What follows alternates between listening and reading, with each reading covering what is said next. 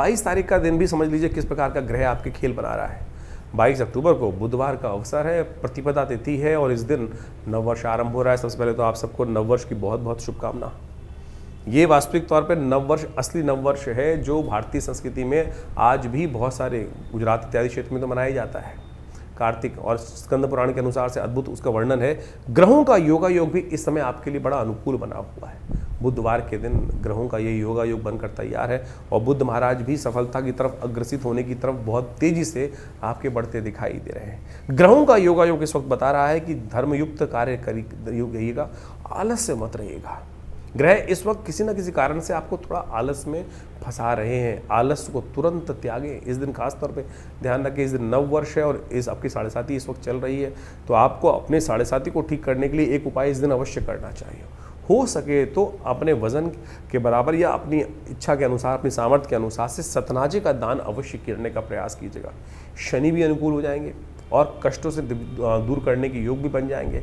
ऐसे में किसी भी गरीब व्यक्ति को, जरूरतमंद व्यक्ति को सतनाजे का दान आपको अवश्य करना चाहिए। ये उपाय आपके लिए समस्त रूप से कष्टों को निवारण करने वाला रहेगा। ये दिन आपके लिए अच्छा दिखाई देता है। ओवरऑल चीज़ों को परिवर्तन की तरफ जाते हैं। स्वास्थ्य का थोड़ा ध्यान रखने की ज़रूरत है और ये सतनाजे का दान स्वास्थ्य को भी ठीक करने की व्यवस्था बनाएगा। 22 तारीख को अन्नकूट भी है, नववर्ष भी आरंभ हो रहा है। गुजरात इत्यादि में आज भी परंपरा है कि कार्तिक कृष्ण पक्ष की प्रतिपदा को नववर्ष के रूप में मनाया जाता है। भगवान कृष्ण की सुंदर उपासना की जाती है और ये दिन अद्भुत योग लेकर आता है।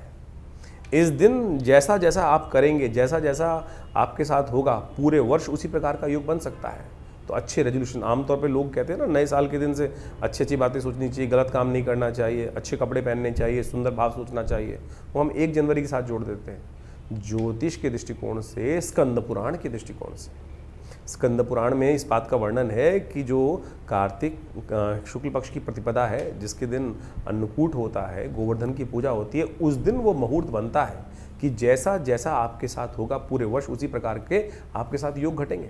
तो इसलिए आनंद भाव से परमात्मा का सुंदर स्मरण करें, जल्दी उठें, भगवान का स्मरण करें, माता पिता का आशीर्वाद लें, गुरुजन का आशीर्वाद लें और उस दिन भगवान कृष्ण का सुंदर पूजन करना चाहिए।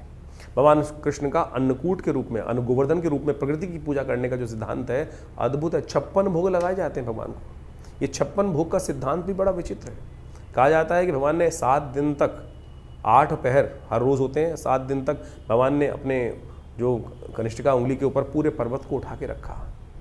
तो इसलिए उनको 56 भोग लगाए जाते हैं। 7 × 8 करेंगे तो 56 आएगा। तो ये 56 भोग जो लगाए जाते हैं आनंद भाव से संपूर्ण समर्पण है भगवान के प्रति कि भगवान अपने भक्तों की सदा रक्षा करते हैं।